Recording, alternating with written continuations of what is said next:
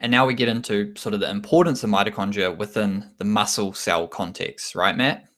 Yeah, that's right. So if we think, what I always think about is different cuts of meat and different kinds of meat that we eat.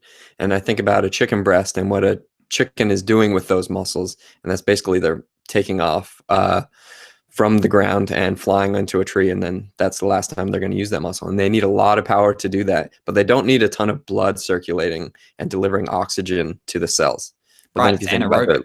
right, yeah. But if you think about their legs, what they're doing is they're walking around all day and pecking around in the dirt, picking up bugs and things like that. And the chicken leg muscles look a lot different and taste a lot different for people that eat meat, and then the white breast meat. And that's the difference in how the muscles are being used and how they're developing throughout the chicken's life.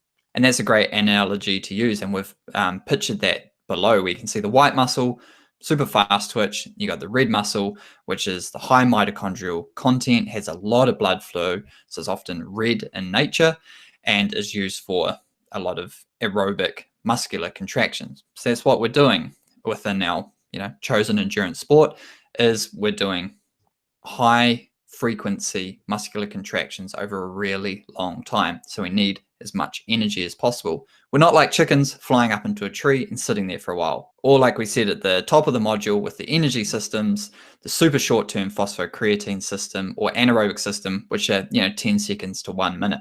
We're going a lot longer than that. So we need a lot more mitochondria and we need a lot more blood flow and oxygen. Dr. Matt and I started the Performance Advantage podcast to help runners, riders, and outdoor competitors integrate sports science more effectively into their training and racing. So over the last few years, Dr. Will and I have covered topics like the lactate threshold, training zones, power meters, and fatigue. Now we're condensing these popular and misunderstood topics into practical courses. Our courses take our same podcasting style approach to learning and education, and we break it down into bite-sized chunks that you can digest either all at once or as practical little resources to use as and when you need them. So the biggest difference between our course and any other course you might have taken is that we don't lecture you.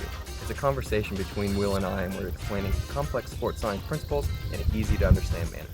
Yeah, we also integrate how we use them on the regular. Our courses come with a certificate of completion as well as a lot of takeaway resources such as training plans, scientific articles, and quizzes that you can do to check your progress along the way. Our sports science courses are available now.